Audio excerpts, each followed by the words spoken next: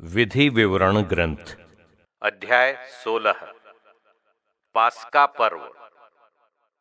अबीब महीने में प्रभु अपने ईश्वर के सामने पास्का का पर्व मनाओ, क्योंकि अबीब महीने में ही प्रभु तुम्हारा ईश्वर तुम्हें रात के समय मिस्र से निकाल लाया।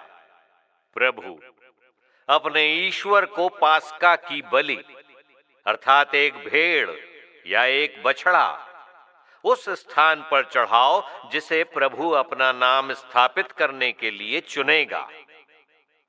तुम उसके साथ खमीरी रोटी नहीं खाओगे। तुम 7 दिन तक बेखमीर रोटी, विपत्ति की रोटी खाओगे, क्योंकि तुम्हें बड़ी जल्दी में मिस्र से भागना पड़ा। इस प्रकार तुम मिस्र से अपने निर्गमन का दिन आजीवन याद रखोगे। तुम्हारे सारे देश में 7 दिन तक तुम्हारे पास कहीं भी खमीर न हो। तुम पहले दिन की शाम जो मांस चढ़ाते हो उसका कुछ भी प्रातः काल तक शेष न रहने दो। तुम पास्का की बलि उन नगरों में किसी में नहीं चढ़ाओगे जिन्हें प्रभु तुम्हारा ईश्वर तुम्हें देने वाला है। केवल उसी स्थान पर चढ़ाओगे जिसे प्रभु तुम्हारा ईश्वर अपना नाम स्थापित करने के लिए चुनता है। तुम शाम को सूर्यास्त के समय पास्का की बलि चढ़ाओगे, क्योंकि यही वो समय है जब तुम मिस्र से निकले थे।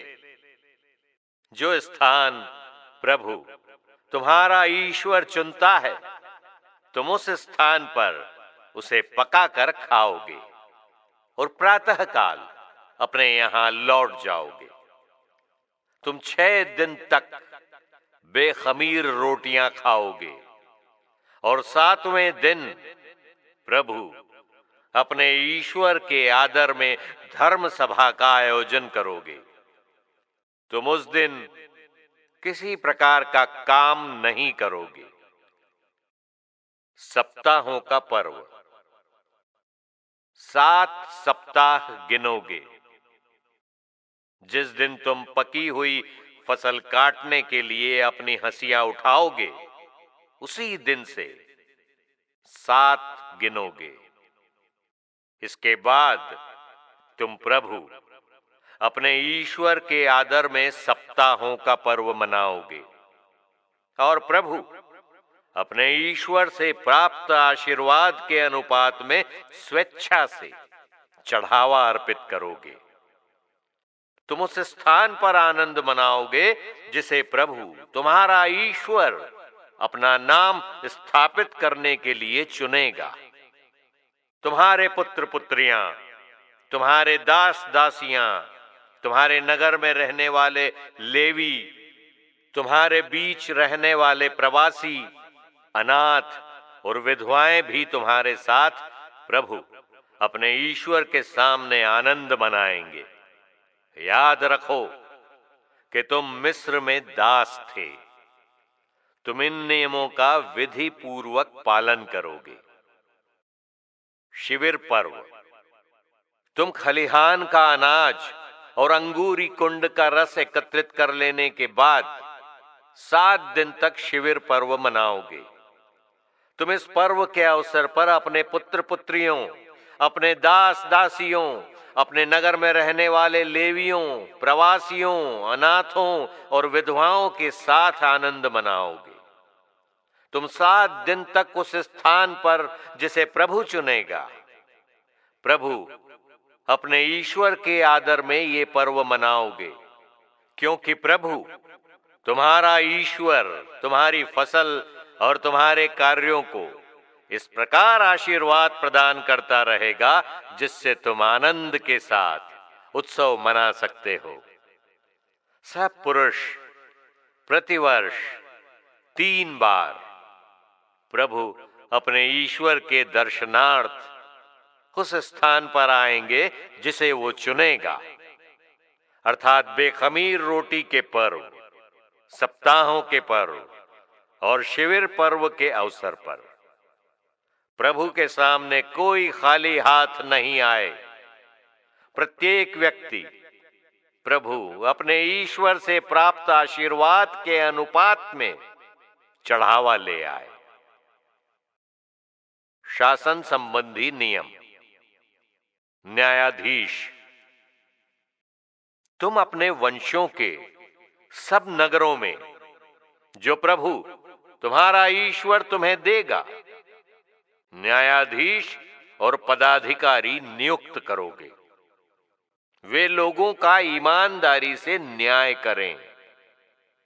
तुम न्याय का दुरुपयोग नहीं करोगे, पक्षपात नहीं करोगे और घूस नहीं लोगे, क्योंकि घूस समझदार लोगों को भी अंधा बना देती है और धर्मियों का पक्ष निर्बल कर देती है। तुम न्याय के अनुसार ही निर्णय दोगे। ऐसा करने से तुम दीर्घायु होंगे और प्रभु तुम्हारा ईश्वर तुम्हें जो देश देने वाला है वो तुम्हारे अधिकार में रहेगा। पराये देवताओं की उपासना। प्रभु अपने ईश्वर के लिए अपनी बनाई हुई वेदी के पास अशेरा देवी के लिए कोई पूजा स्तंभ नहीं लगाओगे और वहां कोई पवित्र स्मारक नहीं स्थापित करोगे, क्योंकि ये प्रभु तुम्हारे ईश्वर की दृष्टि में घृणित है। यह वीडियो हर दिन एक अध्याय मिशन के अंतर्गत बाइबल के गहन अध्ययन का हिस्सा है। विधि विवरण ग्रंथ के 16वें अध्याय में ईश्वर ने इस्राएलियों को 3 मुख्य त्योहारों फसह, सप्ताहों का पर्व और तंबूवासी पर्व के नियम और महत्व के बारे में सिखाया। ये त्योहार न केवल ईश्वर के प्रति कृतज्ञता व्यक्त करने का माध्यम है, बल्कि यह हमें सामूहिक आराधना, आत्मिक शुद्धता और ईश्वर के प्रति समर्पण के लिए भी प्रेरित करते हैं। अध्याय 16 का संदर्भ और मुख्य संदेश। 1. पास्का पर्व, पासोवर। फसह का पर्व मिस्र की दास्ता से इस्राएलियों की मुक्ति की याद दिलाता है। इस पर्व में ये सिखाया गया कि हमें अपनी आजादी के लिए ईश्वर का धन्यवाद करना चाहिए और उनके प्रति कृतज्ञ रहना चाहिए। 2. सप्ताहों का पर्व, फीस्ट ऑफ वीक्स। ये पर्व कटाई के समय ईश्वर को धन्यवाद देने के लिए मनाया जाता था। ये हमें सिखाता है कि हमें अपने जीवन में हर आशीर्वाद को ईश्वर की कृपा के रूप में देखना चाहिए। 3. शिविर पर्व, फीस्ट ऑफ टैबरनाकल्स। ये पर्व इस्राएलियों के जंगल में भटकने के दौरान ईश्वर की देखभाल और उपस्थिति की याद दिलाता है। ये हमें ये सिखाता है कि चाहे परिस्थितियां कैसी भी हो, ईश्वर हमेशा हमारे साथ है। 4. सामूहिक आराधना और न्याय। ईश्वर ने निर्देश दिया कि ये पर्व सामूहिक रूप से मनाए जाएं, जिससे समुदाय में एकता और आत्मिक विकास हो। साथ ही उन्होंने न्यायप्रिय और ईमानदार न्यायाधीशों को नियुक्त करने का निर्देश दिया। आज के जीवन के लिए गहन चिंतन। 1. आत्मिक शुद्धता और आराधना। यह अध्याय हमें सिखाता है कि हमें अपनी आत्मा और हृदय को ईश्वर के लिए शुद्ध रखना चाहिए। त्योहार केवल परंपरा नहीं है, बल्कि वे हमें ईश्वर के साथ अपने संबंध को मजबूत करने का अवसर प्रदान करते हैं। 2. कृतज्ञता और आभार। फसह, सप्ताहों का पर्व और तंबूवासी पर्व हमें सिखाते हैं कि हमें हर परिस्थिति में ईश्वर का धन्यवाद करना चाहिए, चाहे वह हमारी मुक्ति हो, हमारी मेहनत का फल या उनकी उपस्थिति का आश्वासन। 3. सामूहिक आराधना का महत्व। इन त्योहारों के सामूहिक आयोजन से हमें ये सीखने को मिलता है कि हमारे विश्वास का अभ्यास व्यक्तिगत नहीं, बल्कि सामुदायिक भी है। हमें अपने परिवार और समुदाय के साथ मिलकर ईश्वर की आराधना करनी चाहिए। 4. न्याय और ईमानदारी।